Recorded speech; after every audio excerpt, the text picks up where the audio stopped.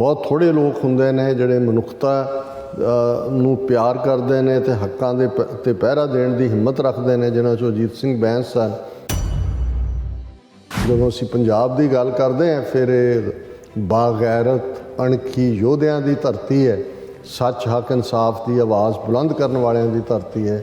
ਔਰ ਜਸਟਿਸ ਅਜੀਤ ਸਿੰਘ ਬੈਂਸ ਅਖੀਰ ਤੱਕ ਐਕਟਿਵ ਰਹੇ।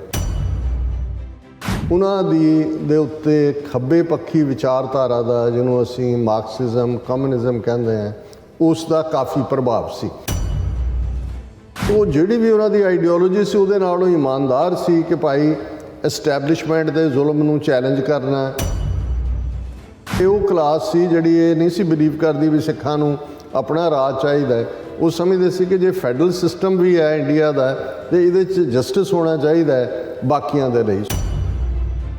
ਬਹੁਤ ਵੱਡਾ ਕੰਮ ਜਿਹੜਾ ਜਸਟਿਸ ਬੈਂਸ ਦੇ ਲਿੰਕਸ ਕਰਕੇ ਜਿਹੜਾ ਉਹ ਹੋ ਸਕਿਆ ਉਹ ਸੀ ਜੂਨ 84 ਦੇ ਅਟੈਕ ਤੋਂ ਬਾਅਦ ਜਿਹੜੀ ਆਈ ਵਿਟਨੈਸਿਸ ਅਕਾਊਂਟ ਹਮਲੇ ਵੇਲੇ ਕੀ ਹੋਇਆ। ਔਰ ਪਹਿਲੀ ਰਿਪੋਰਟ ਜਿਹੜੀ ਹਿਊਮਨ ਰਾਈਟਸ ਦੇ ਮੁੱਦੇ 'ਤੇ ਪੰਜਾਬ 'ਚ ਕੱਢੀ ਗਈ ਇਹ ਜਸਟਿਸ ਤਾਰਕੁੰਡੇ ਦੀ ਰਹਿਨੁਮਾਈ ਥੱਲੇ, ਉਹ ਸੀ ਆਪਰੇਸ਼ਨ ਇਨ ਪੰਜਾਬ। ਏਜੰਸੀਆਂ ਸਮਝਦੀਆਂ ਸੀ ਕਿ ਭਾਈ ਜੋ ਅਸੀਂ ਕਰ ਰਹੇ ਹਾਂ ਜੇ ਇਹਦੀ ਕੋਈ ਆਵਾਜ਼ ਹੀ ਨਾ ਬਣੇ ਤੇ ਇਹ ਦੁਨੀਆ ਨੂੰ ਤਾਂ ਪਤਾ ਹੀ ਨਹੀਂ ਲੱਗੇਗਾ ਕਿ ਵੀ ਅਸੀਂ ਕੀ ਜ਼ੁਲਮ ਕਰ ਰਹੇ ਹਾਂ। ਜਸਟਿਸ ਬੈਂਸ ਨੇ ਅਨੰਦਪੁਰ ਸਾਹਿਬ ਇੱਕ ਤਕਰੀਰ ਕੀਤੀ ਜਿਹਦੇ 'ਚ ਉਹਨਾਂ ਨੇ ਸਰਕਾਰੀ ਜ਼ੁਲਮਾਂ ਨੂੰ ਬੇਨਕਾਬ ਕੀਤਾ ਔਰ ਉਸ ਤਕਰੀਰ ਨੂੰ ਆਧਾਰ ਬਣਾ ਕੇ ਉਦੋਂ ਉਹਨਾਂ ਨੂੰ ਫੜਿਆ। ਕਾਨੂੰਨ ਹੈ ਕਿ ਜਿਹਦੇ ਥੱਲੇ ਵਿਦਿਨ 24 ਆਵਰਸ ਮੈਜਿਸਟ੍ਰੇਟ ਦੇ ਪੇਸ਼ ਕਰਨਾ ਪੈਂਦਾ। ਉਹਨਾਂ ਦੇ ਉੱਤੇ ਸੈਡੀਸ਼ਨ ਦਾ ਚਾਰਜ ਟਾਡਾ ਕਾਨੂੰਨ ਲਾ ਕੇ ਔਰ ਇਹ ਆਲਮੋਸਟ ਜਿਹੜਾ 52 ਘੰਟੇ ਬਾਅਦ ਉਹਨਾਂ ਨੂੰ ਤਸ਼ੱਦਦ ਕਰਕੇ ਪੇਸ਼ ਕੀਤਾ ਗਿਆ।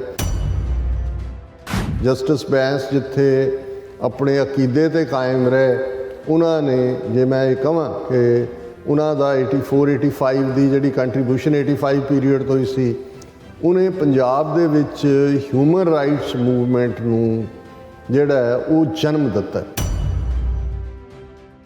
ਵਾਹਿਗੁਰੂ ਜੀ ਕਾ ਖਾਲਸਾ ਵਾਹਿਗੁਰੂ ਜੀ ਕੀ ਫਤਿਹ। ਅਸਲਾਮ ਵਾਲੇਕੁਮ। ਆਦਾਬ ਵਰਸ ਮਹਾਂ ਤੁਹਾਡੀ ਹੋਸਟ ਨੀਰਮ ਕੌਰ ਮੈਂ TV84 ਦੇ ਸਾਰੇ ਦਰਸ਼ਕਾਂ ਤੇ ਸਰੋਤਿਆਂ ਨੂੰ ਜੀ ਆਇਆਂ ਕਹਿੰਦੀ ਹਾਂ ਪ੍ਰੋਗਰਾਮ ਸੱਚੋ ਸੱਚ ਵਿੱਚ, ਜਿਹੜੇ ਇਸ ਪ੍ਰੋਗਰਾਮ ਨਾਲ ਦੇਸ਼ਾਂ ਵਿਦੇਸ਼ਾਂ ਤੋਂ ਜੁੜ ਚੁੱਕੇ ਨੇ। ਖਾਲਸਾਨਾ ਅਫੇਅਰ ਸੈਂਟਰ ਦੇ ਸੰਚਾਲਕ ਡਾਕਟਰ ਅਮਰਜੀਤ ਸਿੰਘ ਰੋਜ਼ਾਨੇ ਤਰ੍ਹਾਂ ਸਟੂਡੀਓ 'ਚ ਮੇਰੇ ਨਾਲ ਸ਼ਾਮਿਲ ਨੇ। ਉਹਨਾਂ ਨਾਲ ਗੱਲਬਾਤ ਕਰਕੇ ਅੱਜ ਦੇ ਅਹਿਮ ਇਸ਼ੂਜ਼ ਉੱਪਰ ਉਹਨਾਂ ਤੋਂ ਉਹਨਾਂ ਦਾ ਤਾਜ਼ੀਆ ਜਾਣਦੇ ਹਾਂ। ਜੀ ਡਾਕਟਰ ਸਾਹਿਬ ਵਾਹਿਗੁਰੂ ਜੀ ਕਾ ਖਾਲਸਾ ਵਾਹਿਗੁਰੂ ਜੀ ਕੀ ਫਤਿਹ। ਹਾਂਜੀ ਨੀਲਮ ਕੌਰ ਜੀ, ਤੁਹਾਨੂੰ ਵੀ ਤੇ ਦੁਨੀਆ ਭਰ 'ਚ ਬੈਠੇ ਸਾਡੇ ਬਹੁਤ ਹੀ ਪਿਆਰੇ ਸੋਹਣੇ ਸਿਆਣੇ TV84 ਦੇ ਵਿਊਅਰਸ ਨੂੰ ਵੀ ਵਾਹਿਗੁਰੂ ਜੀ ਕਾ ਖਾਲਸਾ ਵਾਹਿਗੁਰੂ ਜੀ ਕੀ ਫਤਿਹ।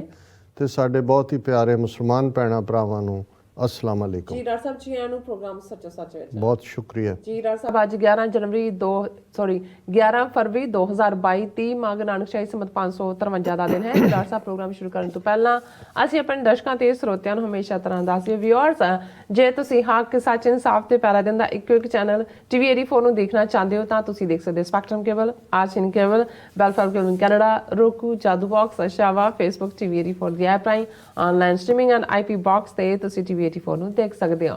ਵਿਊਅਰਸ, ਜੇ ਤੁਸੀਂ TV84 ਨਾਲ ਜਾਂ ਪ੍ਰੋਗਰਾਮ ਸੱਚੋ ਸੱਚ ਨਾਲ ਫੇਸਬੁੱਕ ਰਾਹੀਂ ਜੁੜੇ ਹੋ ਤਾਂ ਇਸ ਨੂੰ ਵੱਧ ਲਾਈਕ ਕਰੋ ਤੇ ਸ਼ੇਅਰ ਕਰੋ ਅਤੇ ਨਾਲ ਹੀ YouTube ਤੇ ਸਬਸਕ੍ਰਾਈਬ ਵੀ ਕਰੋ। ਇਹ ਵੀ ਦੱਸ ਦਿਓ ਕਿ ਤੁਸੀਂ TV84 ਦੀ ਐਪ ਨੂੰ ਐਂਡਰੋਇਡ ਐਂਡ ਐਪ ਸਟੋਰ ਤੇ ਡਾਊਨਲੋਡ ਕਰਕੇ ਜੋ TV84 ਦੀ ਲਾਈਵ ਸਟ੍ਰੀਮ ਹੈ ਇਸ ਨੂੰ ਤੁਸੀਂ 24 ਆਵਰਸ ਦੇਖ ਸਕਦੇ ਹੋ। ਵਿਊਅਰਸ, ਹੁਣ ਅਸੀਂ ਆਪਣੇ ਪ੍ਰੋਗਰਾਮ ਦੀ ਸ਼ੁਰੂਆਤ ਕਰਨ ਜਾ ਰਹੇ ਹਾਂ। ਇਸ ਵੀਕ ਦਾ ਐਂਡ ਵਾਲਾ ਪ੍ਰੋਗਰਾਮ ਕਰਨ ਜਾ ਰਹੇ ਹਾਂ ਔਰ ਦੁਆ ਔਰ ਅਰਦਾਸ ਕਰਦੇ ਹਾਂ ਕਿ ਜਿਹੜਾ ਤੁਹਾਡਾ ਵੀਕਐਂਡ ਹੈ ਬਹੁਤ ਹੀ ਵਧੀਆ ਗੁਜ਼ਰੇ। ਸੋ ਪ੍ਰੋਗਰਾਮ ਦੇ ਸ਼ੁਰੂ ਦੇ ਵਿੱਚ ਅੱਜ ਦੇ ਪ੍ਰੋਗਰਾਮ ਸੱਚੋ ਸੱਚ ਨੂੰ ਸਪਾਂਸਰ ਕੀਤਾ ਗਿਆ ਹੈ ਸ਼ਿਕਾਗੋ ਤੋਂ ਵੀਰ ਸੁਰਜੀਤ ਸਿੰਘ ਜੀ ਹੋਰਾਂ ਵੱਲੋਂ। ਸੋ ਇਹਨਾਂ ਨੇ ਧੰਨਵਾਦ ਕੀਤਾ ਹੈ TV84 ਦਾ ਅਤੇ ਡਾਕਟਰ ਅਮਰਜੀਤ ਸਿੰਘ ਜੀ ਦਾ, ਔਰ ਇਹਨਾਂ ਨੇ ਸੁਨੇਹਾ ਦਿੱਤਾ ਹੈ ਔਰ ਬੇਨਤੀ ਕੀਤੀ ਹੈ ਕਿ TV84 ਦੇ ਦਰਸ਼ਕਾਂ ਨੂੰ ਕਿ ਆਜ਼ਾਦ ਨਿਰਪੱਖ ਰਹਿੰਦਿਆਂ ਸਿੱਖ ਮਸਲਿਆਂ ਨੂੰ ਚੁੱਕਣ ਵਾਲੇ ਚੈਨਲ TV84 ਦੀ ਵੱਧ ਤੋਂ ਵੱਧ ਮਦਦ ਕਰੋ। ਆਪਣਾ ਦਸਵੰਧ ਪੰਥ ਲਈ ਜ਼ਰੂਰ ਕੱਢੋ। ਔਰ ਇਸ ਵੇਲੇ ਚੋਣਾਂ ਵਿੱਚ ਕਿਵੇਂ ਪ੍ਰੋਪੇਗੈਂਡਾ ਹੋ ਰਿਹਾ ਹੈ ਅਤੇ ਚਲਾਕੀ ਨਾਲ ਘੱਟ ਗਿਣਤੀਆਂ ਖਿਲਾਫ ਮਾਹੌਲ ਸਿਰਜਿਆ ਜਾ ਰਿਹਾ ਹੈ। ਸੋ ਸਾਡਾ ਪੱਖ ਸਾਹਮਣੇ ਰੱਖਣ ਵਾਲੇ ਆਜ਼ਾਦ ਸਿੱਖ ਮੀਡੀਆ ਨੂੰ ਸਾਨੂੰ ਹੋਰ ਮਜ਼ਬੂਤ ਕਰਨਾ ਚਾਹੀਦਾ ਹੈ।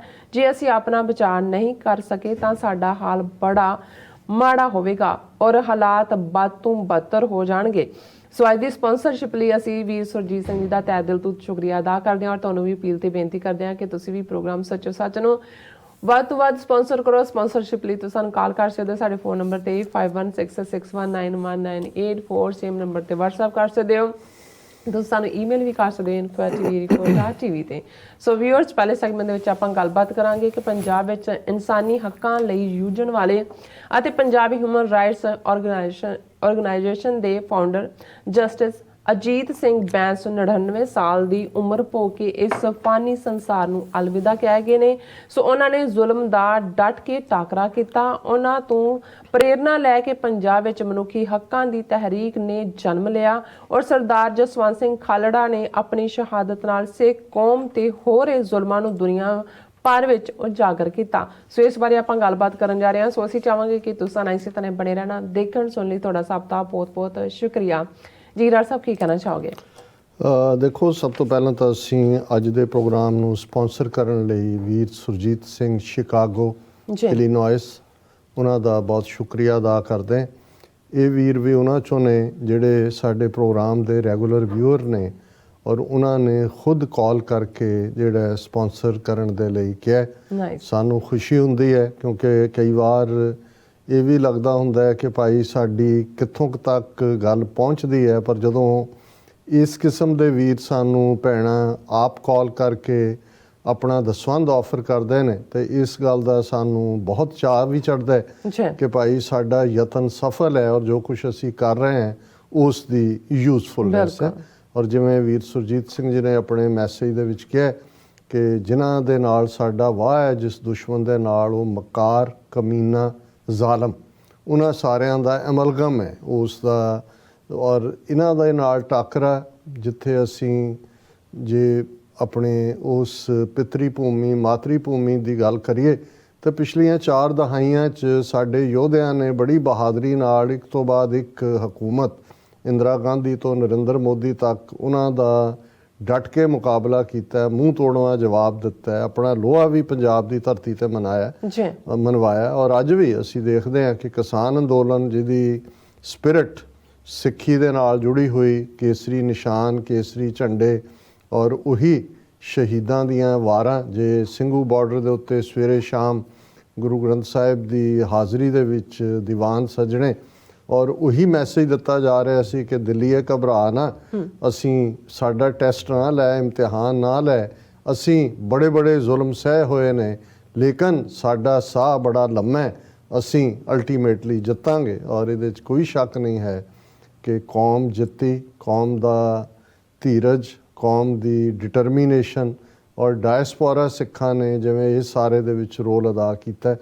ਔਰ ਇਹਦੇ ਬਾਵਜੂਦ ਕਿਉਂਕਿ ਇਸ ਦੌਰ ਦੇ ਵਿੱਚ ਵੀ ਜੇ ਤੁਸੀਂ ਇਹਨਾਂ ਦੇ ਮੁੱਖ ਧਾਰਾ ਸੋ ਕਾਲਡ ਮੀਡੀਆ ਤੋਂ ਲੈ ਕੇ ਸੋਸ਼ਲ ਮੀਡੀਆ ਤੱਕ ਦੇਖੋ ਤੇ ਇਹਨਾਂ ਨੇ ਕਿਸਾਨ ਮੂਵਮੈਂਟ ਨੂੰ ਕਿਵੇਂ ਬਦਨਾਮ ਕੀਤਾ। ਕਦੇ ਉਹ ਮਵਾਲੀ ਕਹਿ ਰਹੇ ਨੇ, ਜਿਹੜਾ ਮਰਾਠੀ ਜ਼ਬਾਨ ਦਾ ਲਫ਼ਜ਼ ਹੈ ਜਿਹਦਾ ਮਤਲਬ ਗੁੰਡੇ ਔਰ ਕ੍ਰਿਮੀਨਲ ਹੁੰਦਾ, ਕਦੇ ਉਹ ਇਸ ਨੂੰ ਪਾਕਿਸਤਾਨ ਸਪਾਂਸਰਡ ਕਹਿ ਰਹੇ ਨੇ, ਕਦੇ ਇਹ ਵੀ ਉਹਨਾਂ ਦੇ ਵੱਡੇ ਲੀਡਰ ਪਾਰਲੀਮੈਂਟ 'ਚ ਕਹਿ ਰਹੇ ਨੇ ਵੀ ਇਹ ਤਾਂ ਕਿਸਾਨ ਹੀ ਨਹੀਂ ਹੈਗੇ, ਔਰ ਇਹ ਵੀ ਕਹਿ ਰਹੇ ਨੇ ਕਿ ਇਹ ਤਾਂ ਸਾਰਾ ਬਾਹਰਲੇ ਪੈਸੇ ਦੇ ਨਾਲ ਇੱਥੇ ਮੌਜਾਂ ਕਰ ਰਹੇ ਨੇ। ਦੇਖੋ ਪੀਜ਼ਿਆਂ ਦਾ ਲੰਗਰ ਚੱਲ ਰਿਹਾ ਔਰ ਬਦਾਮਾਂ ਔਰ ਦੂਸਰਿਆਂ ਦੀਆਂ ਜਿਹੜੀਆਂ ਨੇ ਉਹ ਬੋਰੀਆਂ ਭਰ ਕੇ ਡਿਸਟ੍ਰੀਬਿਊਟ ਕਰ ਰਹੇ ਨੇ। ਸੋ ਇਹਦੇ 'ਚ ਕੋਈ ਦੋ ਰਾਵਾਂ ਨਹੀਂ ਨੇ ਕਿ ਉਹਨਾਂ ਨੇ ਵਿਲ ਨੂੰ ਤੋੜਨ ਦੀ ਕੋਸ਼ਿਸ਼ ਤਾਂ ਕੀਤੀ ਪਰ ਨੈਗੇਟਿਵਿਟੀ।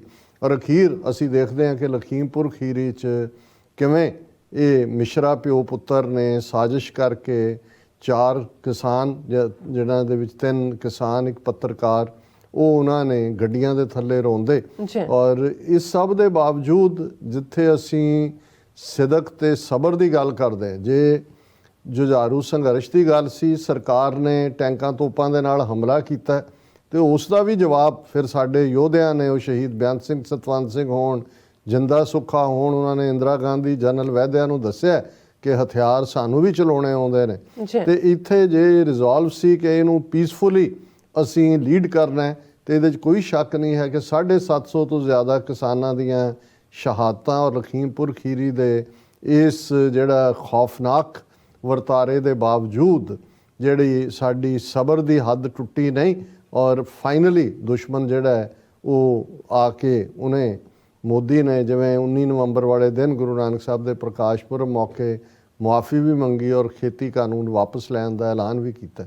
ਸੋ ਉਸ ਦੌਰ ਦੇ ਵਿੱਚ ਵੀ ਜੇ ਉਹਨਾਂ ਦੀ ਨੈਗੇਟਿਵਿਟੀ ਸੀ ਤੇ ਬਾਹਰ ਬੈਠੇ ਡਾਇਸਪੋਰਾ ਦੇ ਸਿੱਖ, ਸੋਸ਼ਲ ਮੀਡੀਆ ਔਰ ਇਸ ਵਾਰ ਈਵਨ ਇਹਨਾਂ ਤਿੰਨੋਂ ਹੀ ਮੁਕਾਮਾਂ ਦੇ ਉੱਤੇ ਸਿੰਘੂ, ਟਿਕਰੀ ਔਰ ਗਾਜ਼ੀਪੁਰ ਜਿਹੜੀ ਉੱਥੋਂ ਕਵਰੇਜ ਕਿਸੇ ਨਾ ਕਿਸੇ ਲੈਵਲ ਤੇ ਚੱਲ ਰਹੀ ਸੀ, ਉਹਨਾਂ ਨੇ ਆਪਣਾ ਜਿਹੜਾ ਉਹ ਅਖਬਾਰ ਵੀ ਸ਼ੁਰੂ ਕੀਤਾ 2 ਸਫ਼ਿਆਂ ਦਾ, ਟਰਾਲੀ ਨਿਊਜ਼ ਜਾਂ ਕੁਛ ਇਸ ਕਿਸਮ ਦਾ ਉਹਦਾ ਨਾਂ ਸੀ।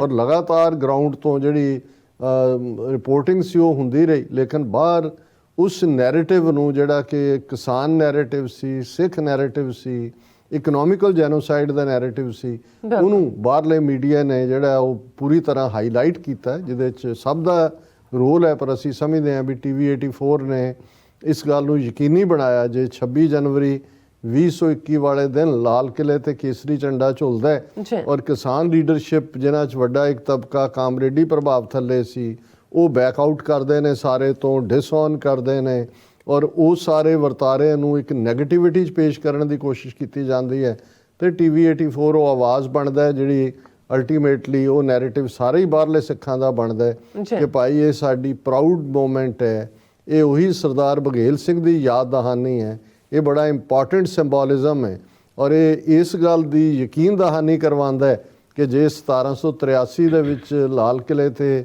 ਕੇਸਰੀ ਨਿਸ਼ਾਨ ਸਿੱਖ ਕੌਮ ਨੇ ਝੁਲਾਇਆ ਸੀ ਤੇ ਅੱਜ ਵੀ ਇਹ ਸਮਰਥ ਹੈ ਔਰ ਵੀਰ ਜੁਗਰਾਜ ਸਿੰਘ ਜਿਸ ਨੂੰ ਇਹ ਸ਼ਰਫ ਹਾਸਲ ਹੋਇਆ ਉਹ ਇਨਸਟੈਂਟ ਇੰਟਰਨੈਸ਼ਨਲ ਹੀਰੋ ਬਣਿਆ। ਸੋ ਵੀਰ ਸੁਰਜੀਤ ਸਿੰਘ ਜੀ ਦਾ ਬਹੁਤ-ਬਹੁਤ ਸ਼ੁਕਰੀਆ। ਉਹ ਸਮਝਦੇ ਨੇ ਕਿ ਚੋਣਾਂ ਦਾ ਮਾਹੌਲ ਪੰਜਾਬ 'ਚ ਉਹਦੇ 'ਚ ਵੀ ਜਿਸ ਕਿਸਮ ਦਾ ਨੈਗੇਟਿਵ ਪ੍ਰੋਪੇਗੈਂਡਾ ਚੱਲ ਰਿਹਾ ਹੈ, ਜਿਵੇਂ ਪੰਜਾਬ ਦੇ ਇਸ਼ੂ ਗਾਇਬ ਨੇ ਔਰ ਇਵੇਂ ਹੈ ਕਿ ਕਦੇ ਕੋਈ ਆ ਰਿਹਾ ਹੈ, ਕੇਜਰੀਵਾਲ ਦੀ ਘਰ ਵਾਲੀ ਆ ਗਈ, ਉਹਦੀ ਡਾਟਰ ਆ ਗਈ, ਉਹ ਆ ਕੇ ਭਗਵੰਤ ਮਾਨ ਲਈ ਵੋਟਾਂ ਮੰਗ ਰਹੀ ਹੈ ਕਿ ਮੈਂ ਆਪਣੇ ਦੇਵਰ ਲਈ ਆਈ ਹਾਂ।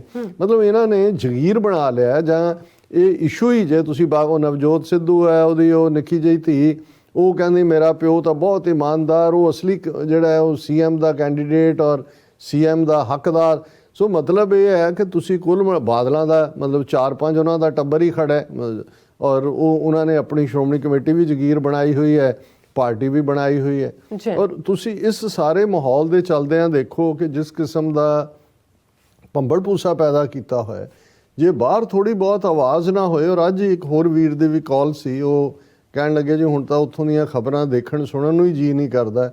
ਮੈਂ ਕਿਹਾ ਜੀ ਇਹੀ ਜਿਹੜਾ ਸਾਡਾ ਦੁਸ਼ਮਣ ਹੈ ਉਹ ਇਸ ਗੱਲ ਨੂੰ ਸਮਝਦਾ ਹੈ ਕਿ ਵੀ ਤੁਹਾਡੇ ਆਪਣੇ ਲੋਕਾਂ ਦੇ ਵਿੱਚ ਇੰਨਾ ਕੁ ਭੰਬਲ ਭੂਸਾ ਪੈਦਾ ਕਰ ਦਿਓ ਜਿਨ੍ਹਾਂ ਨੂੰ ਉਹਨਾਂ ਨੇ ਅਲਟੀਮੇਟਲੀ ਹਰਾਣਾ ਜਾਂ ਜਿੱਤਣਾ। ਔਰ ਤੁਸੀਂ ਇਹ ਦੇਖੋਗੇ ਵੀ ਇੱਕ ਪਾਸੇ ਇਹ ਚੱਲ ਰਿਹਾ ਔਰ ਪਹਿਲਾ ਇੰਟਰਵਿਊ ANI ਦੀ ਆਪਣੀ ਉਹਨਾਂ ਦੀ ਰਿਪੋਰਟਰ ਹੈ ਜਿਹੜਾ ਜਿਹਨੂੰ ਮੋਦੀ ਦੇ ਰਿਹਾ 2 ਦਿਨ ਤੋਂ ਉਹ ਘੁੰਮ ਰਿਹਾ ਉਹਨੂੰ ਪੰਜਾਬ ਬਾਰੇ, ਉਹ ਕਹਿ ਰਿਹਾ ਜੀ ਮੈਂ ਤਾਂ ਸਿੱਖਾਂ ਦੇ ਲਈ ਮੇਰਾ ਦਿਲ ਦੇ ਵਿੱਚ ਇੰਨਾ ਸਤਿਕਾਰ ਹੈ। ਆਪਣੀ ਕਹਾਣੀ ਉਹ ਸੁਣਾ ਰਿਹਾ ਮੋਦੀ ਕਿ ਜੀ ਮੈਂ ਜਦੋਂ BJP ਲਈ RSS ਲਈ ਕੰਮ ਕਰਦਾ ਸੀ, ਅੱਤਵਾਦ ਦੇ ਦਿਨ ਸੀ ਪੰਜਾਬ 'ਚ, ਤਰਨਤਾਰਨ ਤੋਂ ਜਿਹੜਾ ਮੈਂ ਤੇ ਮੇਰਾ ਡਰਾਈਵਰ ਨਿਕਲੇ ਰਾਹ 'ਚ ਗੱਡੀ ਖਰਾਬ ਹੋ ਗਈ, ਕੋਈ ਹਨੇਰਾ ਸੀ ਉਹ ਚੱਲੀ ਨਹੀਂ, ਧੱਕੇ ਧੁੱਕੇ ਵੀ ਲਾਏ, ਫਿਰ ਨੇੜੇ ਜਿਹੜੇ ਨੇ ਕਿਸਾਨ 2 ਸੀ ਖੇਤ ਉਹ ਲੈ ਆ ਗਏ, ਉਹਨਾਂ ਨੇ ਸਾਨੂੰ ਕਿਹਾ ਨਹੀਂ ਤੁਹਾਨੂੰ ਅਸੀਂ ਜਾਣ ਨਹੀਂ ਦੇਣਾ, ਤੁਸੀਂ ਸਾਡੇ ਕੋਲ ਰੁਕੋ। ਉਹਨਾਂ ਨੇ ਰਾਤ ਵੀ ਰੱਖਿਆ। ਅਗਲੇ ਦਿਨ ਵੀ ਜਿਹੜਾ ਉਹਨਾਂ ਨੇ ਉਹਨਾਂ ਦਾ ਬੇਟਾ ਜਾ ਕੇ ਮਕੈਨਿਕ ਲੈ ਕੇ ਆਇਆ, ਉਹਨੂੰ ठीक करके भेजा। वो सरदार थे, सरदारों का तो मैं जब गुजरात का मुख्यमंत्री था कच्छ में मैंने गुरुद्वारा बनाया और अभी भी मैं बात करता हूँ सिख। मतलब तुसी जे कोई भी बंदा है ਜਿਹੜਾ ਇਹਨਾਂ ਦੀ ਜਾਲਸਾਜ਼ੀ ਚਾਲਸਾਜ਼ੀ ਨੂੰ ਨਹੀਂ ਸਮਝਦਾ ਉਹ ਦੇਖ ਕੇ ਕਹੇਗਾ ਕਿ ਵੀ ਇਹ ਵਾਕਈ ਇਹ ਇੰਨਾ ਸਿੱਖਾਂ ਨੂੰ ਪਿਆਰ ਕਰਨ ਵਾਲਾ, ਸਿੱਖਾਂ ਦੇ ਲਈ ਦਿਨ ਰਾਤ ਸੋਚਣ ਵਾਲਾ ਔਰ ਕੁਛ ਨਾ ਕੁਛ ਕਰਨ ਵਾਲਾ ਤੇ ਇਹਦੇ ਨਾਲ ਖਾਮਖਾ ਦੁਸ਼ਮਣੀ ਪਾਉਣ ਦਾ ਕੀ ਹੈ। ਚੰਗਾ ਭਲਾ ਬੰਦਾ ਵੀ ਜਿਹੜਾ ਹੈ ਔਰ ਤੁਸੀਂ ਇਹ ਦੇਖੋਗੇ ਕਿ ਵੀ ਇਹੀ ਇਹਨਾਂ ਦੀ ਕਰਾਮਾਤ ਹੈ। ਜੇ ਕਹਿਣਾ ਹੋਏ ਕਿ ਬ੍ਰਾਹਮਣਵਾਦ ਦੀ 4000 ਸਾਲ ਦੀ ਕਰਾਮਾਤ ਕੀ ਹੈ ਤਾਂ ਇਹੀ ਹੈ ਕਿ ਕਿਵੇਂ ਇਹ ਘਾਹ ਦੇ ਸੱਪ ਬਣ ਕੇ ਡੱਸਦੇ ਨੇ, ਕਿਵੇਂ ਇਹਨਾਂ ਦੇ ਕੋਲ ਲੋੜ ਵੇਲੇ ਗਧੇ ਨੂੰ ਪਿਓ ਕਹਿਣ ਦਾ ਵੱਲ ਹੈ ਔਰ ਜਦੋਂ ਵਕਤ ਲੰਘ ਜਾਂਦਾ, ਕਿਉਂਕਿ ਜੇ ਤੁਸੀਂ ਜੋ ਅੱਜ ਇਹਨਾਂ ਦਾ ਇਹ ਨੈਰੇਟਿਵ ਦੇਖੋਗੇ ਫਿਰ ਤੁਹਾਨੂੰ ਲੱਗੇਗਾ ਵੀ ਇਹ ਉਸੇ BJP ਨੂੰ ਰਿਪਰੈਜ਼ੈਂਟ ਕਰਦਾ ਹੈ ਕਿ ਜਿਹੜੀ ਇੰਦਰਾ ਗਾਂਧੀ ਨੂੰ ਦੁਰਗਾ ਮਾਤਾ ਕਹਿੰਦੇ ਹੈ। ਇਹੀ ਮੋਦੀ ਹੈ ਜਿਹੜਾ ਪਹਿਲੀ ਵਾਰ ਚੀਫ ਮਿਨਿਸਟਰ ਬਣਦਾ ਹੈ ਤੇ ਗੁਜਰਾਤ 'ਚ ਗੁਰੂ ਨਾਨਕ ਸਾਹਿਬ ਦੇ ਪ੍ਰਕਾਸ਼ ਪੁਰਬ ਦੀ ਛੁੱਟੀ ਖਤਮ ਕਰ ਦਿੰਦਾ ਹੈ। ਅੱਛਾ ਕੱਛ ਏਰੀਆ ਦੇ ਵਿੱਚ ਲਾਲ ਬਹਾਦਰ ਸ਼ਾਸਤਰੀ ਦੇ ਪੀਰੀਅਡ 'ਚ ਜਿਹੜੇ ਪੰਜਾਬ 'ਚੋਂ ਔਰ ਹਰਿਆਣੇ 'ਚੋਂ ਕਿਸਾਨ ਲਿਜਾ ਕੇ ਉੱਥੇ ਉਹ ਰੇਤੇ ਦੇ ਵਿੱਚ ਬਿਠਾਇਆ ਔਰ ਉਹਨਾਂ ਨੇ ਮਿਹਨਤ ਕਰਕੇ ਉਹਨੂੰ ਨਰਮਾ ਬੈਲਟ ਕਾਟਨ ਦੀ ਵੱਡੀ ਮਾਰਕੀਟ ਬਣਾ ਦਿੱਤਾ ਹੈ। ਉਹਨਾਂ ਦੀਆਂ ਜ਼ਮੀਨਾਂ ਖੋਹਣ ਲਈ ਸਭ ਤੋਂ ਅੱਗੇ ਔਰ ਉਹਨਾਂ 'ਤੇ ਹਮਲੇ ਗੁੰਡਿਆਂ ਦੇ ਹਿੰਦੂ ਤਵੀਆਂ ਦੇ ਜੇ ਉਹਨਾਂ ਨੇ ਕੇਸ ਗੁਜਰਾਤ ਹਾਈ ਕੋਰਟ 'ਚ ਜਿੱਤ ਲਿਆ ਤੇ ਮੋਦੀ ਜਿਹੜਾ ਹੈ ਉਸ ਦੀ ਅਪੀਲ ਸੁਪਰੀਮ ਕੋਰਟ ਦੇ ਵਿੱਚ ਕਰਦਾ ਹੈ ਅੱਛਾ ਕਿ ਇਹੀ ਮੋਦੀ ਜੇ ਔਰ ਉਸੇ ਹੀ ਪਾਰਟੀ ਦਾ ਜਿਨ੍ਹਾਂ ਨੇ ਕਿਵੇਂ ਜੇ ਇਹ ਕਹਿਣਾ ਹੋਏ ਕਿ ਹਮਲਾ ਦਰਬਾਰ ਸਾਹਿਬ ਤੇ ਹੁੰਦਾ ਹੈ ਇੰਦਰਾ ਗਾਂਧੀ ਕਰਦੀ ਹੈ ਔਰ ਇਹ ਬੀਜੇਪੀ ਇਹਨਾਂ ਦੀ ਮਤਾ ਕਰਦੀ ਹੈ ਕਿ ਇਹ ਤਾਂ 6 ਮਹੀਨੇ ਪਹਿਲੇ ਹੋਣਾ ਚਾਹੀਏ ਥਾ। ਅੱਛਾ ਜਿਹੜਾ ਨਵੰਬਰ 84 ਦੀ ਸਿੱਖ ਨਸਲਕੁਸ਼ੀ ਨੂੰ ਜਸਟੀਫਾਈ ਕਰਦਾ ਹੈ ਇਹਨਾਂ ਦਾ ਜਿਹੜਾ ਆਈਡੀਆਲੋਗ ਹੈ ਨਾਨਾ ਜੀ ਦੇਸ਼ਮੁਖ ਕੇ ਕੀ ਉਹਦਾ ਨਾਂ ਉਹਨੂੰ ਇਹ ਭਾਰਤ ਰਤਨ ਦਿੰਦਾ ਹੈ। ਅੱਛਾ ਹੁਣ ਇਸ ਸਭ ਤੋਂ ਬਾਅਦ ਤੁਸੀਂ ਇਹ ਕਹਾਣੀਆਂ ਸੁਣੋ ਕਿ ਵੀ ਹੁਣ ਕਿਉਂਕਿ ਉਹਨੇ ਪੰਜਾਬ ਆਣਾ 3 ਦਿਨਾਂ ਦੇ ਲਈ ਔਰ ਇਹ ਉਹਦੇ ਲਈ ਗਰਾਊਂਡ ਤਿਆਰ ਕਰ ਰਿਹਾ ਔਰ ਉਹ ਸਾਰਾ ਹੀ ਫੋਕਸ ਇਵੇਂ ਹੀ ਹੈ ਜਿਵੇਂ ਕਿ ਉਹ ਕਹਿੰਦਾ ਜੀ ਮੈਂ ਤਾਂ ਪੰਜਾਬ ਲਈ ਤਾਂ ਮੇਰਾ ਸਭ ਕੁਝ ਹਾਜ਼ਰ ਹੈ ਕੁਝ ਵੀ ਮੰਗੋ। ਅੱਛਾ ਔਰ ਦੂਜੇ ਪਾਸੇ ਅਸੀਂ ਦੇਖ ਰਹੇ ਹਾਂ ਕਿ ਕਿਵੇਂ ਇਹਨਾਂ ਦੀਆਂ ਦਮਨਕਾਰੀ ਨੀਤੀਆਂ ਚੱਲ ਰਹੀਆਂ ਨੇ। ਹੁਣ ਇਹਨਾਂ ਨੂੰ ਕੌਣ ਐਕਸਪੋਜ਼ ਕਰੇਗਾ? ਬਿਲਕੁਲ ਜੇ ਮੀਡੀਆ ਔਰ ਮੰਦੇ ਭਾਗਾਂ ਨੂੰ ਜਿਹੜਾ 200 ਤੋਂ ਜ਼ਿਆਦਾ ਚੈਨਲ ਪੰਜਾਬੀ ਮੀਡੀਆ ਦੇ ਨਾਂ ਥੱਲੇ ਨੇ ਤੁਸੀਂ ਉਹਨਾਂ ਦੇ ਵਿੱਚ ਦੇਖੋ ਕਿ ਕੀ ਚੱਲ ਰਿਹਾ ਹੈ। ਬਿਲਕੁਲ ਜਿਹੜੇ ਅਦਰਵਾਈਜ਼ ਧਰਮ ਦੇ ਵਾਲੇ ਨੇ ਸਿੱਖੀ ਦੀ ਗੱਲ ਤੇ ਹੈ ਉਹਨਾਂ ਨੇ ਵੀ ਜਾਂ ਅਖੰਡ ਪਾਠ ਚਲਾਏ ਹੋਏ ਨੇ ਜਾਂ ਕੋਈ ਹੋਰ ਕਥਾ ਔਰ ਦੂਸਰੇ ਦੇ ਥੱਲੇ ਉਹ ਆਪਣੀਆਂ ਸਪਾਂਸਰਡ ਪ੍ਰੋਗਰਾਮ ਉਹਨਾਂ ਦੇ ਹੁੰਦੇ ਨੇ ਜਿਹੜੇ ਪੈਸੇ ਦਿੰਦੇ ਨੇ। ਕੁਝ ਐਸੇ ਨੇ ਜਿਹੜੇ ਬਾਬਿਆਂ ਦੇ ਚੈਨਲ ਬਣੇ ਹੋਏ ਨੇ ਉਹਨਾਂ ਦੇ ਢੋਲਕੀਆਂ ਛਾਣੇ ਖੜਕਦੇ ਰਹਿੰਦੇ ਨੇ।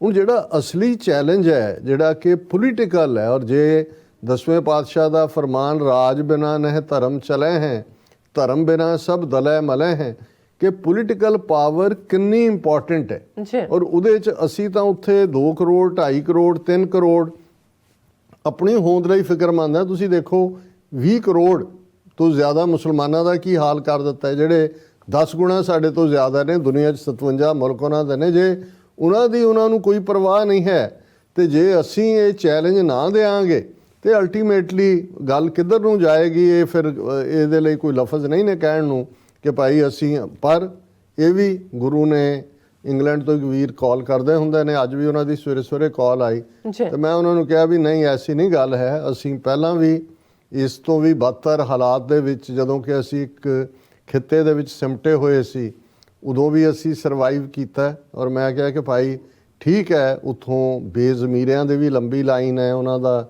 ਵਿਹਾਰ ਵੀ ਨਜ਼ਰ ਆਉਂਦਾ ਹੈ। ਤੇ ਮੈਂ ਕਿਹਾ ਜੀ ਸਰ ਕਪੂਰ ਸਿੰਘ ਵੱਡੇ ਫਿਲਾਸਫਰ 20ਵੀਂ ਸਦੀ ਦੇ ਉਹ ਕਹਿੰਦੇ ਸੀ ਵੀ ਅਸੀਂ ਜਿੰਨੇ ਮਰਜ਼ੀ ਡੂੰਘੇ ਖੂਹ 'ਚ ਡਿੱਗੇ ਹੋਈਏ ਕਲਗੀਆਂ ਵਾਲੇ ਨੇ ਸਾਨੂੰ ਕੱਢ ਲੈਣਾ ਤੇ ਉਹ ਕਹਿੰਦਾ ਜੀ ਖੁਸ਼ ਕਰ ਦਿੱਤਾ।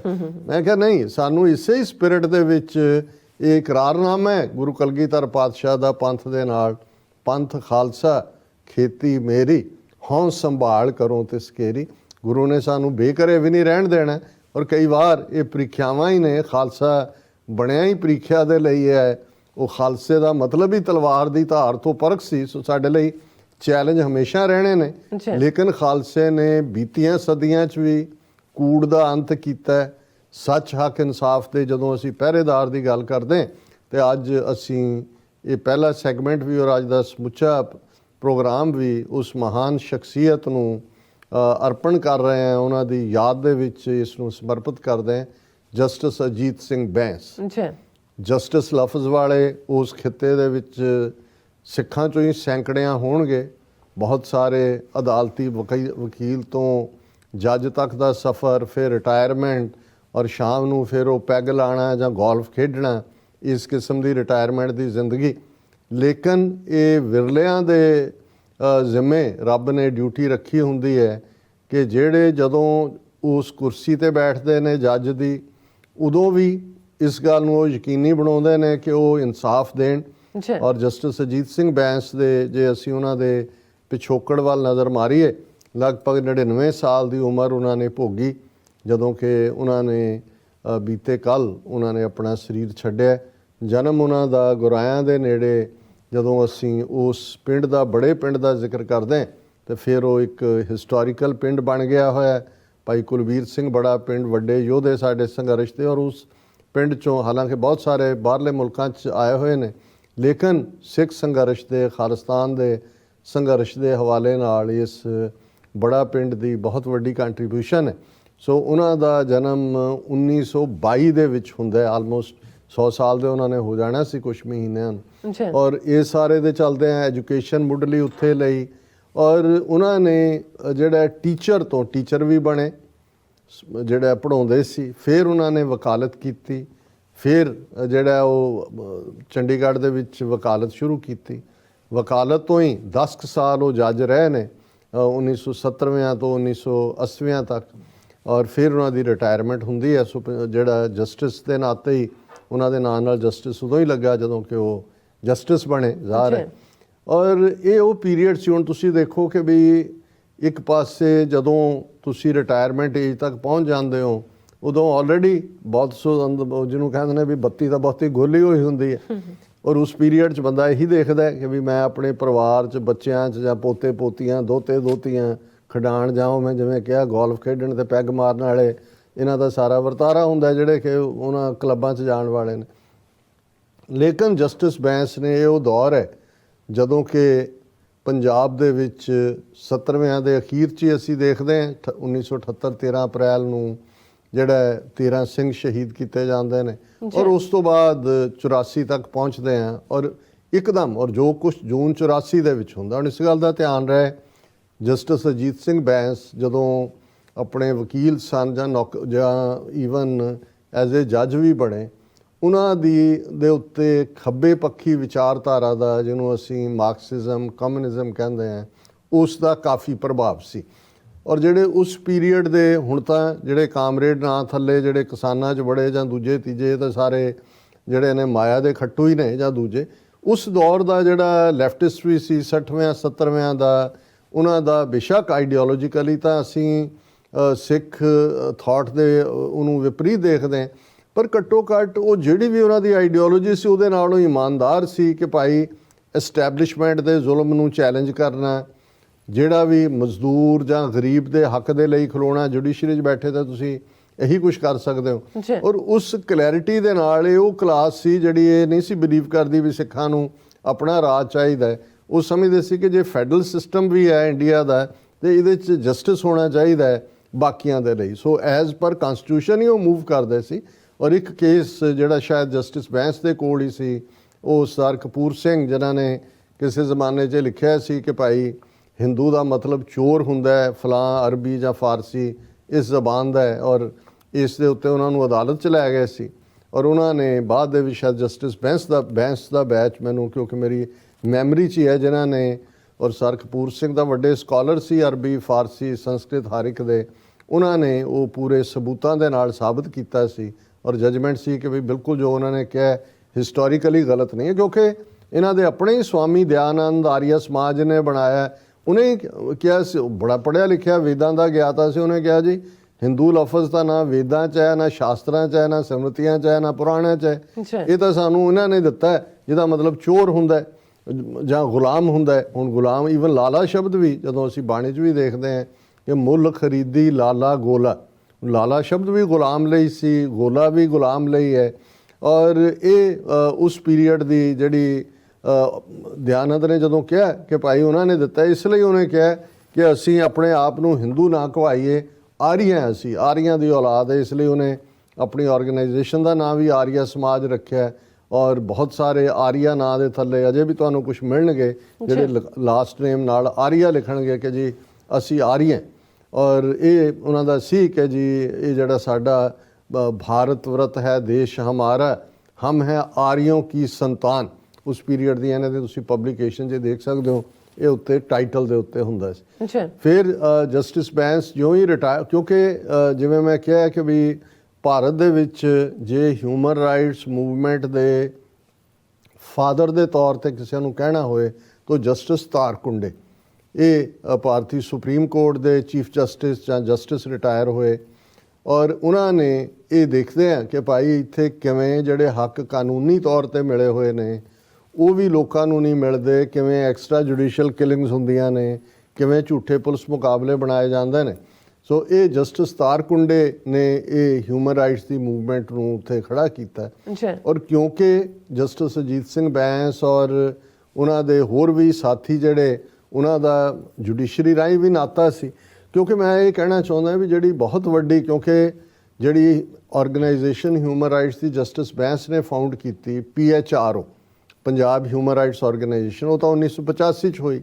ਲੇਕਿਨ ਇੱਕ ਬਹੁਤ ਵੱਡਾ ਕੰਮ ਜਿਹੜਾ ਜਸਟਿਸ ਬੈਂਸ ਦੇ ਲਿੰਕਸ ਕਰਕੇ ਜਿਹੜਾ ਉਹ ਹੋ ਸਕਿਆ, ਉਹ ਸੀ ਜੂਨ 84 ਦੇ ਅਟੈਕ ਤੋਂ ਬਾਅਦ ਜਿਹੜੀ ਜਸਟਿਸ ਤਾਰਕੁੰਡੇ ਦੀ ਆਰਗੇਨਾਈਜੇਸ਼ਨ ਸੀ ਜਾਂ ਦਿੱਲੀ ਬੇਸਡ ਗਰੁੱਪ ਸੀ, ਜਿਹੜੇ ਪੰਜਾਬ ਦੇ, ਜਦੋਂ ਪੰਜਾਬ ਫੌਜ ਦੇ ਹਵਾਲੇ ਸੀ, ਉਹ ਪੰਜਾਬ ਦੇ ਵਿੱਚ ਆਏ, ਆਈ ਵਿਟਨੈਸਿਸ ਅਕਾਊਂਟ ਹਮਲੇ ਵੇਲੇ ਕੀ ਹੋਇਆ, ਔਰ ਪਹਿਲੀ ਰਿਪੋਰਟ ਜਿਹੜੀ ਹਿਊਮਨ ਰਾਈਟਸ ਦੇ ਮੁੱਦੇ ਤੇ ਪੰਜਾਬ 'ਚ ਕੱਢੀ ਗਈ, ਇਹ ਜਸਟਿਸ ਤਾਰਕੁੰਡੇ ਦੀ ਰਹਿਨੁਮਾਈ ਥੱਲੇ, ਉਹਦੇ ਵਿੱਚ ਹੋਰ ਵੀ ਨਾਂ ਜਿਹੜੇ ਨੇ ਉਹ ਪ੍ਰੋਮੀਨੈਂਟ ਜਿਨ੍ਹਾਂ ਨੇ ਕੰਟਰੀਬਿਊਟ ਕੀਤਾ, ਉਹ ਸੀ ਆਪਰੇਸ਼ਨ ਇਨ ਪੰਜਾਬ। ਜੀ ਔਰ ਉੱਥੇ ਫੌਰਨ ਜਿਉਂ ਹੀ ਨਿਕਲੀ ਉਹਨੂੰ ਬੈਨ ਕਰ ਦਿੱਤਾ, ਪਰ ਬਾਹਰ ISYF ਨੇ ਉਸ ਦਾ ਜਿਹੜਾ ਤਰਜਮਾ ਕਰਾ ਕੇ ਔਰ ਉਸ ਨੂੰ ਵੱਡੇ ਲੈਵਲ ਦੇ ਉੱਤੇ ਵੰਡਿਆ।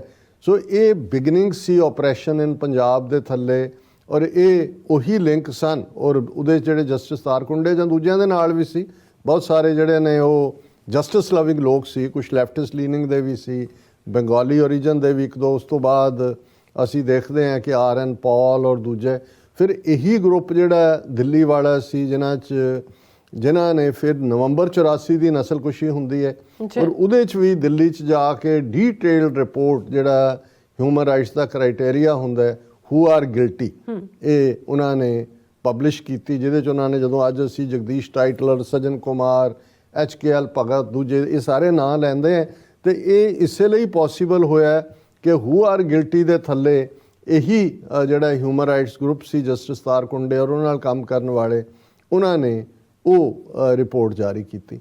ਔਰ 1985 ਤੱਕ ਜਦੋਂ ਇਹ ਫਿਰ ਰਿਟਾਇਰ ਹੋ ਜਾਂਦੇ ਨੇ, ਸੋ ਇਹਨਾਂ ਨੇ ਪੰਜਾਬ ਹਿਊਮਨ ਰਾਈਟਸ ਆਰਗੇਨਾਈਜੇਸ਼ਨ ਦੇ ਥੱਲੇ ਪਹਿਲੀ ਵਾਰ, ਮੈਂ ਸਮਝਦਾ ਪੰਜਾਬ 'ਚ ਹੋਏਗਾ ਕਿ ਇੱਕ properly registered body human rights ਦੇ ਥੱਲੇ।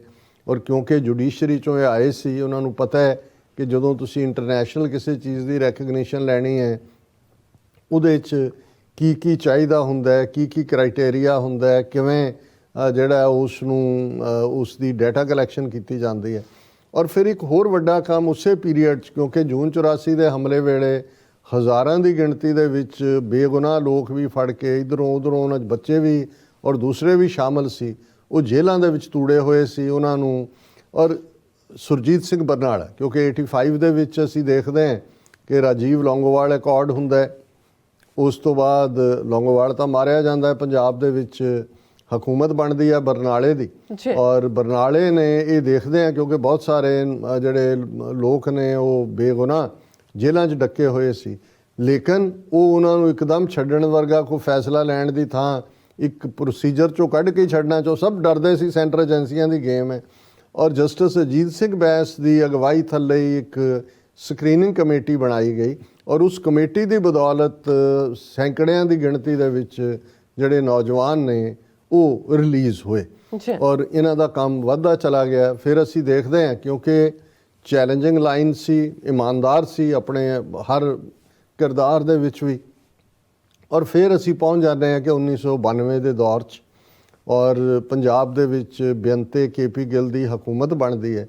ਉਦੋਂ ਤੱਕ ਜਸਟਿਸ ਬੈਂਸ ਔਰ ਉਹਨਾਂ ਦੇ ਥੱਲੇ ਰਿਪੋਰਟਸ, ਹਾਲਾਂ ਅਨਫੋਰਚੂਨੇਟਲੀ PHRO ਜਿਹੜੀ ਹੈ ਉਹ ਆਪਸ 'ਚ ਸਪਲਿਟ ਹੋਈ, ਇੱਕ ਗਰੁੱਪ ਨੇ IHRO ਬਣਾ ਲਈ, international human right organisation, Ludhiana based ਹੋਇਆ। ਲੇਕਿਨ ਜਸਟਿਸ ਬੈਂਸ ਆਪਣੇ ਤਰੀਕੇ ਦੇ ਨਾਲ ਆਪਣੇ ਕੰਮ ਨੂੰ ਔਰ ਜਿਹੜੇ ਉਹਨਾਂ ਦੇ ਕੰਟੈਕਸਟ ਦੇ ਥੱਲੇ ਗੱਲਬਾਤ ਇੰਟਰਨੈਸ਼ਨਲੀ ਵੀ ਪਹੁੰਚਦੀ ਰਹੀ, ਉਹਨਾਂ ਨੇ ਉਹ ਜਾਰੀ ਰੱਖਿਆ।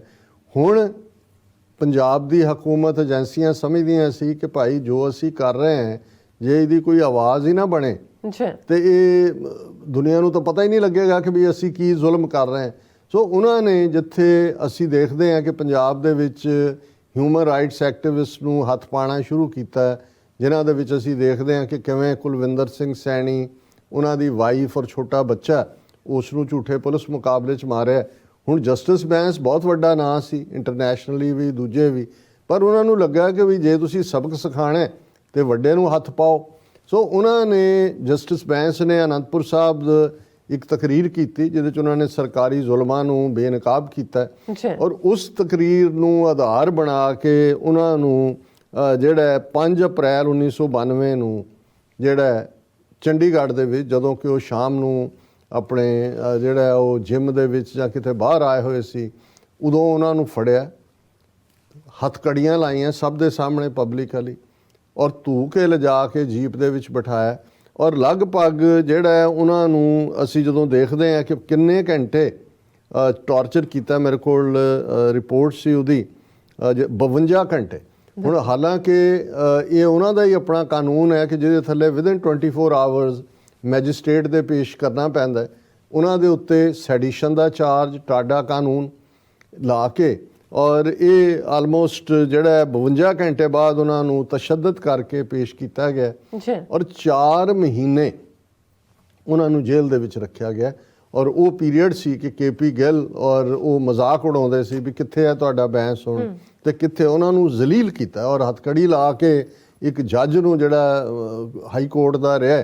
ਸੋ ਮੈਸੇਜ ਇਹੀ ਦੇਣਾ ਸੀ, ਲੇਕਿਨ ਜਸਟਿਸ ਬੈਂਸ ਜਿੱਥੇ ਆਪਣੇ ਅਕੀਦੇ ਤੇ ਕਾਇਮ ਰਹੇ, ਉਹਨਾਂ ਨੇ ਜੇ ਮੈਂ ਇਹ ਕਹਾਂ ਕਿ ਉਹਨਾਂ ਦਾ 84-85 ਦੀ ਜਿਹੜੀ ਕੰਟਰੀਬਿਊਸ਼ਨ 85 ਪੀਰੀਅਡ ਤੋਂ ਹੀ ਸੀ, ਉਹਨੇ ਪੰਜਾਬ ਦੇ ਵਿੱਚ ਹਿਊਮਨ ਰਾਈਟਸ ਮੂਵਮੈਂਟ ਨੂੰ ਜਿਹੜਾ ਉਹ ਜਨਮ ਦਿੱਤਾ ਔਰ ਉਹਦੇ ਵਿੱਚ ਫਿਰ ਜੇ ਅਸੀਂ ਹਿਊਮਨ ਰਾਈਟਸ ਮੂਵਮੈਂਟ ਦੇ ਜਿਹੜੇ ਸ਼ਹੀਦ ਜਸਵੰਤ ਸਿੰਘ ਖਾਲੜਾ ਜਿਨ੍ਹਾਂ ਨੇ ਅਣਪਛਾਤੀਆਂ ਲਾਸ਼ਾਂ ਨੂੰ ਪਛਾਣ ਦਿੱਤੀ ਤੇ ਉਹ ਵੀ ਪੀਰੀਅਡ 92 ਤੋਂ 94-95 ਤੱਕ ਦਾ ਹੈ ਕਿ ਕਿਵੇਂ ਉਹਨਾਂ ਨੇ ਉਸ ਸਾਰੇ ਡਾਟੇ ਨੂੰ ਖੰਗਾਲਿਆ।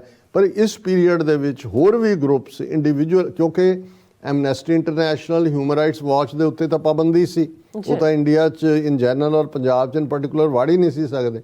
ਸੋ ਉੱਥੇ ਜਿਹੜੇ ਇੰਡੀਵਿਜੂਅਲਸ ਨੇ ਜਸਟਿਸ ਬੈਂਸ ਔਰ ਬਾਅਦ 'ਚ ਅਸੀਂ ਦੇਖਦੇ ਹਾਂ DS ਗਿੱਲ, ਨਵਕਿਰਨ ਸਿੰਘ, ਇਹ ਸਾਰੇ ਜਿਹੜੇ ਨੇ ਜਸਟਿਸ ਅਜੀਤ ਸਿੰਘ ਬੈਂਸ ਦੇ ਕੁਛ ਨਾਲ ਸੀ, ਕੁਛ ਇੰਡੀਪੈਂਡੈਂਟ ਕੰਮ ਕਰ ਰਹੇ ਸੀ, ਜਸਵੰਤ ਸਿੰਘ ਖਾਲੜਾ, ਜਸਪਾਲ ਸਿੰਘ ਢਿੱਲੋਂ, ਇਹਨਾਂ ਸਾਰਿਆਂ ਨੇ ਆਪਣੇ ਲੈਵਲ ਦੇ ਉੱਤੇ ਕੰਮ ਕੀਤਾ। ਹੋਰ ਵੀ ਬਹੁਤ ਸਾਰੇ ਨਾਂ ਨੇ, ਮੈਂ ਇਨ ਜਨਰਲ ਕਹਿਣਾ ਚਾਹੁੰਦਾ ਕਿ ਜਸਵੰਤ ਸਿੰਘ ਖਾਲੜਾ ਫਿਰ ਪੰਜਾਬ ਦੀ ਇਸ ਹਿਊਮਨ ਰਾਈਟਸ ਮੂਵਮੈਂਟ ਦੇ ਸ਼ਹੀਦ ਨੇ ਜਿਨ੍ਹਾਂ ਨੇ ਸਟਰੈਂਥਨ ਕੀਤਾ ਔਰ ਇਸ ਜਿੱਥੇ ਅੱਜ ਅਸੀਂ ਉਹਨਾਂ ਨੂੰ ਜਸਟਿਸ ਬੈਂਸ ਨੂੰ ਯਾਦ ਕਰ ਰਹੇ ਹਾਂ, ਸਿਰਫ ਉਹਨਾਂ ਦਾ ਹਿਊਮਨ ਰਾਈਟਸ ਦੇ ਉੱਤੇ ਹੀ ਕੰਮ ਨਹੀਂ ਸੀ, 2 ਵੱਡੇ ਸਕੈਂਡਲ ਜਿਹੜੇ ਕਿ ਉਹਨਾਂ ਨੇ ਐਕਸਪੋਜ਼ ਕੀਤੇ ਸੀ, ਦੋਨੋਂ ਹੀ ਅੰਮ੍ਰਿਤਸਰ ਦੇ ਹਵਾਲੇ ਨਾਲ। ਇੱਕ ਅੰਮ੍ਰਿਤਸਰ 'ਚ ਕੇਬਲ ਆਪਰੇਟਰਾਂ ਵੱਲੋਂ ਜਿਹੜੀ ਜਬਰੀ ਵਸੂਲੀ ਦਾ ਸਕੈਂਡਲ ਸੀ, ਉਸ ਦੀ ਉਹਨਾਂ ਨੇ ਬੜੀ ਤਫਸ਼ੀਸ਼ੀ ਰਿਪੋਰਟ ਜਿਹੜੀ ਆ ਉਹ ਜਾਰੀ ਕੀਤੀ ਔਰ ਇਹ ਜਿਹੜੀ ਲੁੱਟ ਖਸੁੱਟ ਸੀ ਬੰਦ ਹੋਈ। ਔਰ ਇਸੇ ਤਰ੍ਹਾਂ ਅੰਮ੍ਰਿਤਸਰ ਦੇ ਵਿੱਚ ਜਿਹੜਾ ਇੱਕ ਬੜਾ ਬਦਨਾਮ ਸਕੈਂਡਲ ਹੋਇਆ, ਕਿਡਨੀ ਟ੍ਰਾਂਸਪਲਾਂਟ ਸਕੈਂਡਲ, ਕਿ ਕਿਵੇਂ ਗਰੀਬਾਂ ਨੂੰ ਆਨੇ ਬਹਾਨੇ ਸੱਦ ਕੇ ਜਾਂ ਦੂਜਾ ਦੇ ਕੇ ਜਾਂ ਉਹਨਾਂ ਦੀ ਜੇ ਪੇਟ 'ਚ ਦਰਦ ਵੀ ਹੈ ਤੇ ਸਰਜਰੀ ਦੇ ਨਾਂ ਥੱਲੇ ਉਹਨਾਂ ਦੀ ਕਿਡਨੀ ਕੱਢ ਲੈਣੀ ਔਰ ਕਿਵੇਂ ਵੱਡੇ ਲੈਵਲ ਦੇ ਉੱਤੇ ਇਹਦੇ 'ਚ ਪੁਲਿਸ ਔਰ ਡਾਕਟਰਸ ਔਰ ਦੂਸਰੇ ਸਾਰੇ ਜਿਹੜੇ ਨੇ ਉਹ ਸਾਰੇ ਦੇ ਵਿੱਚ ਮੁਲਵਸ ਸੀ। ਇਸ ਸਕੈਂਡਲ ਨੂੰ ਵੀ ਉਹਨਾਂ ਨੇ, ਇਹ ਕਿਡਨੀ ਟ੍ਰਾਂਸਪਲਾਂਟ ਘੁਟਾਲੇ ਨੂੰ ਵੀ ਉਹਨਾਂ ਨੇ ਐਕਸਪੋਜ਼ ਕੀਤਾ। ਔਰ ਮੈਂ ਜਦੋਂ ਅੱਜ ਹੀ ਇਹ ਦੇਖ ਰਿਹਾ ਸੀ ਕਿ ਭਾਈ ਅੱਜ ਅਸੀਂ ਉਹਨਾਂ ਨੂੰ ਟ੍ਰਿਬਿਊਟ ਦੇਣੀ ਹੈ ਤੇ ਅਸੀਂ 2 ਦਿਨ ਪਹਿਲਾਂ ਹੀ ਗੱਲਬਾਤ ਕੀਤੀ ਹੈ ਸਾਕਾ ਨਕੋਦਰ ਦੀ ਕਿ ਕਿਵੇਂ US ਕਾਂਗਰਸ ਦੇ ਵਿੱਚ ਜਿਹੜਾ ਉਹ ਉਹਨਾਂ ਨੂੰ ਰੈਕਗਨਾਈਜ਼ ਕੀਤਾ ਗਿਆ, ਰੈਜ਼ੋਲੂਸ਼ਨ ਮੂਵ ਹੋਇਆ ਔਰ ਸਾਕਾ ਨਕੋਦਰ ਜਿਸ ਦੇ ਅਸੀਂ 4 ਨੌਜਵਾਨ ਸ਼ਹੀਦਾਂ ਦੀ ਗੱਲ ਕਰਦੇ ਔਰ ਸ਼ਹੀਦ ਭਾਈ ਰਵਿੰਦਰ ਸਿੰਘ ਲਿੱਤੜਾ, ਉਹਨਾਂ ਦੇ ਬਾਪੂ ਜੀ ਬਾਪੂ ਬਲਦੇਵ ਸਿੰਘ ਜਿਹੜੇ ਕੈਨੇਡਾ 'ਚ ਬੇਸਡ ਨੇ, ਉਹਨਾਂ ਦੇ ਭਰਾਤਾ ਭਾਈ ਰਵਿੰਦਰ ਸਿੰਘ ਦੇ ਡਾਕਟਰ ਹਰਿੰਦਰ ਸਿੰਘ, ਉਹਨਾਂ ਦਾ ਅਸੀਂ ਹਮੇਸ਼ਾ ਹੀ ਜ਼ਿਕਰ ਕਰਦੇ ਹਾਂ ਕਿ ਭਾਈ ਉਹਨਾਂ ਨੇ ਕਿਵੇਂ ਇਸ ਸਾਰੇ ਪਾਰਟ ਨੂੰ ਜਿਹੜਾ ਉਹ ਤੋਰੀ ਰੱਖਿਆ ਔਰ ਇਹਨਾਂ ਦਾ ਬਾਪੂ ਜੀ ਦਾ ਬਹੁਤ ਵੱਡਾ, ਬਾਪੂ ਬਲਦੇਵ ਸਿੰਘ ਦੀ ਦੇਣ ਹੈ ਕਿ ਉਹਨਾਂ ਨੇ ਨਾ ਸਿਰਫ ਆਪਣੇ ਬੇਟੇ ਨੂੰ, ਆਪਣੇ ਦੂਸਰੇ 3 ਸਿੰਘਾਂ ਨੂੰ ਵੀ ਆਪਣੇ ਬੇਟਿਆਂ ਵਾਂਗ ਫੋਕਸ 'ਚ ਰੱਖਿਆ, ਉਹਨਾਂ ਦੀ ਗੱਲ ਕੀਤੀ। ਔਰ ਮੈਨੂੰ ਨਹੀਂ ਸੀ ਪਤਾ ਕਿ ਵੀ ਜਸਟਿਸ ਅਜੀਤ ਸਿੰਘ ਬੈਂਸ ਨੇ ਈਵਨ ਸਾਕਾ ਨਕੋਦਰ ਦੇ ਉੱਤੇ ਇੱਕ ਡੀਟੇਲਡ ਰਿਪੋਰਟ ਜਿਹੜੀ ਹੈ 1986 ਦੇ ਵਿੱਚ ਹੀ, ਕਿਉਂਕਿ ਸ਼ਹਾਦਤ ਜਦੋਂ ਅਸੀਂ 4 ਫਰਵਰੀ 1986 ਦੇ ਹਵਾਲੇ ਨਾਲ ਕਰਦੇ ਹਾਂ, ਸੋ ਫੌਰਨ ਉਹਨਾਂ ਦੀ ਰਿਪੋਰਟ ਔਰ ਰਿਪੋਰਟ ਸੀ ਮਿਸਚੀਫ ਇਨ ਨਕੋਦਰ ਦਾ ਫਾਸ਼ਿਸਟ ਆਫੈਂਸਿਵ ਇਨ ਪੰਜਾਬ, ਇਹ ਕਿ ਬਿਲਕੁਲ ਇੰਡੀਆ ਇੱਕ ਫਾਸ਼ਿਸਟ ਸਟੇਟ ਹੈ ਔਰ ਇਹ ਜਿਹੜੀ ਹੈ ਨਕੋਦਰ ਦੀ ਮਿਸਚੀਫ ਦੇ ਲਈ ਜ਼ਿੰਮੇਵਾਰ ਨੇ। ਔਰ ਭਾਈ ਬਾਪੂ ਜੀ ਨੇ, ਬਾਪੂ ਬਲਦੇਵ ਸਿੰਘ ਜੀ ਨੇ ਟ੍ਰਿਬਿਊਟ ਦਿੱਤੀ ਹੈ ਜਸਟਿਸ ਬੈਂਸ ਨੂੰ, ਔਰ ਉਹਨਾਂ ਨੇ ਕਿਹਾ ਕਿ ਭਾਈ ਬਹੁਤ ਥੋੜ੍ਹੇ ਲੋਕ ਹੁੰਦੇ ਨੇ ਜਿਹੜੇ ਮਨੁੱਖਤਾ ਨੂੰ ਪਿਆਰ ਕਰਦੇ ਨੇ ਤੇ ਹੱਕਾਂ ਦੇ ਤੇ ਪਹਿਰਾ ਦੇਣ ਦੀ ਹਿੰਮਤ ਰੱਖਦੇ ਨੇ, ਜਿਨ੍ਹਾਂ 'ਚੋਂ ਅਜੀਤ ਸਿੰਘ ਬੈਂਸ ਸਨ। ਉਹਨਾਂ ਨੇ ਟ੍ਰਿਬਿਊਟ ਦੇ ਨਾਲ ਇਹ ਕਿਹਾ, ਬੰਦੇ ਦੀ ਹੈ ਜ਼ਾਤ ਮਨੁੱਖਤਾ, ਬੰਦੇ ਦੀ ਹੈ ਪਾਤ ਮਨੁੱਖਤਾ, ਬੰਦੇ ਦਾ ਹੈ ਧਰਮ ਮਨੁੱਖਤਾ, ਬੰਦੇ ਦਾ ਹੈ ਕਰਮ ਮਨੁੱਖਤਾ। ਸੋ ਅਸੀਂ ਵੀ ਜਸਟਿਸ ਅਜੀਤ ਸਿੰਘ ਬੈਂਸ ਉਹਨਾਂ ਨੂੰ ਯਾਦ ਕਰ ਰਹੇ ਹਾਂ। ਗੁਰੂ ਦੇ ਚਰਨਾਂ 'ਚ ਅਰਦਾਸ ਹੈ ਕਿ ਉਹਨਾਂ ਦੀ ਰੂਹ ਨੂੰ ਆਪਣੇ ਚਰਨਾਂ 'ਚ ਨਿਵਾਸ ਦੇਣ, ਔਰ ਇਵੇਂ ਹੀ ਕਰਜ ਹੋਏ ਪੰਜਾਬ ਦੀ ਧਰਤੀ 'ਤੇ, ਜਿਹੜੀ ਜਦੋਂ ਅਸੀਂ ਪੰਜਾਬ ਦੀ ਗੱਲ ਕਰਦੇ ਹਾਂ ਫਿਰ ਇਹ ਬਾਗੈਰਤ ਅਣਖੀ ਯੋਧਿਆਂ ਦੀ ਧਰਤੀ ਹੈ, ਸੱਚ ਹੱਕ ਇਨਸਾਫ ਦੀ ਆਵਾਜ਼ ਬੁਲੰਦ ਕਰਨ ਵਾਲਿਆਂ ਦੀ ਧਰਤੀ ਹੈ। ਔਰ ਜਸਟਿਸ ਅਜੀਤ ਸਿੰਘ ਬੈਂਸ ਅਖੀਰ ਤੱਕ ਐਕਟਿਵ ਰਹੇ। ਕੁਝ ਸਾਲ ਪਹਿਲਾਂ ਯੂਬਾ ਸਿਟੀ ਗੁਰੂ ਗ੍ਰੰਥ ਸਾਹਿਬ ਗੁਰਗੱਦੀ ਦਿਵਸ ਨਗਰ ਕੀਰਤਨ 'ਤੇ ਉਹਨਾਂ ਦੇ ਦੀਦਾਰ ਕਰਨ ਦਾ ਮੌਕਾ ਮਿਲਿਆ। ਹਾਲਾਂਕਿ ਬਿਰਧ ਸਨ, ਪਰ ਉਹੀ ਸਪਿਰਿਟ, ਉਹੀ ਉਹਨਾਂ ਦੇ ਅੰਦਰ, ਜਿਸ ਨੂੰ ਤੁਸੀਂ ਫਾਇਰ ਇਨ ਦਾ ਬੈਲੀ ਕਹਿੰਦੇ ਹੋ, ਕਿ ਭਾਈ ਸਾਡੀ ਧਰਤੀ ਪੰਜਾਬ, ਔਰ ਕਿਵੇਂ ਸਾਨੂੰ ਇਹਨਾਂ ਨੇ ਕਿਵੇਂ ਜ਼ੁਲਮਾਂ ਦਾ ਸ਼ਿਕਾਰ ਬਣਾਇਆ।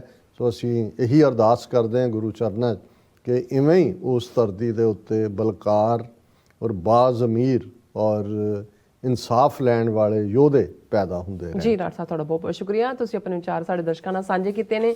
ਸੋ ਇੱਥੇ ਲੈਣੇ ਬ੍ਰੇਕ ਔਰ ਬ੍ਰੇਕ ਤੇ ਜਾਣ ਤੋਂ ਪਹਿਲਾਂ ਅਸੀਂ ਆਪਣੇ ਦਰਸ਼ਕਾਂ ਤੇ ਸਰੋਤਿਆਂ ਨੂੰ ਹਮੇਸ਼ਾ ਤਰ੍ਹਾਂ ਅਪੀਲ ਤੇ ਬੇਨਤੀ ਕਰਦੀ ਵਿਊਅਰਸ, ਜਿਸ ਤਰ੍ਹਾਂ ਕਿ ਤੁਸੀਂ ਜਾਣਦੇ ਹੋ ਕਿ TV 84 ਹੱਕ ਸੱਚ ਇਨਸਾਫ ਦੀ ਜਿਹੜੀ ਆਵਾਜ਼ ਹੈ ਉਹ ਬੁਲੰਦ ਕਰ ਰਿਹਾ। ਇਹ ਆਵਾਜ਼ ਤੁਹਾਡੇ ਪਿਆਰ ਸਦਕਾ, ਤੁਹਾਡੇ ਵਿਸ਼ਵਾਸ ਸਦਕਾ, ਤੁਹਾਡੇ ਡੋਨੇਸ਼ਨ ਸਦਕਾ ਹੀ ਹੋ ਰਹੀ ਹੈ। ਸੋ ਅਸੀਂ ਚਾਹਾਂਗੇ ਕਿ ਤੁਸੀਂ TV 84 ਦੀ ਚੜ੍ਹਦੀ ਕਲਾ ਲਈ ਵੱਧ ਤੋਂ ਵੱਧ ਡੋਨੇਟ ਕਰੋ। ਡੋਨੇਟ ਕਰਨ ਲਈ ਸਾਡੀ ਵੈਬਸਾਈਟ tv84.tv ਤੇ ਜਾ ਕੇ ਪੇਪਲ ਦੀ ਵਰਤੋਂ ਕਰਕੇ ਵਨ ਟਾਈਮ ਡੋਨੇਟ ਕਰ ਸਕਦੇ ਹੋ, ਮੰਥਲੀ ਡੋਨੇਟ ਵੀ ਕਰ ਸਕਦੇ ਹੋ। ਤੁਸੀਂ TV 84 ਦੇ ਨਾਮ ਤੇ ਚੈੱਕ ਬਣਾ ਕੇ ਸਾਨੂੰ ਮੇਲ ਵੀ ਕਰ ਸਕਦੇ ਹੋ ਸਾਡੇ ਇਸ ਪਤੇ ਤੇ 36-01 37th Avenue, Long Island City, New York 11101 USA, ਜਾਂ ਫਿਰ ਤੁਸੀਂ ਸਾਨੂੰ ਫੋਨ ਰਾਹੀਂ ਵੀ ਸੰਪਰਕ ਕਰ ਸਕਦੇ ਹੋ ਸਾਡੇ ਫੋਨ ਨੰਬਰ ਤੇ 5166619184। ਤੁਸੀਂ ਸਾਨੂੰ ਈਮੇਲ ਵੀ ਕਰ ਸਕਦੇ ਹੋ info@tv84.tv ਤੇ। ਅਸੀਂ ਤੁਹਾਡੇ ਤਹਿ ਦਿਲ ਤੋਂ ਸ਼ੁਕਰਗੁਜ਼ਾਰ ਹੋਵਾਂਗੇ। ਸੋ ਇੱਥੇ ਲੈਣੇ ਬ੍ਰੇਕ ਵਿਊਅਰਸ, ਤੁਸੀਂ ਸਾਨੂੰ ਇਸੇ ਤਰ੍ਹਾਂ ਹੀ ਬਣੇ ਰਹਿਣਾ। ਮਿਲਦੇ ਹਾਂ ਛੋਟੇ ਜਿਹੇ ਵਕਫੇ ਤੋਂ ਬਾਅਦ।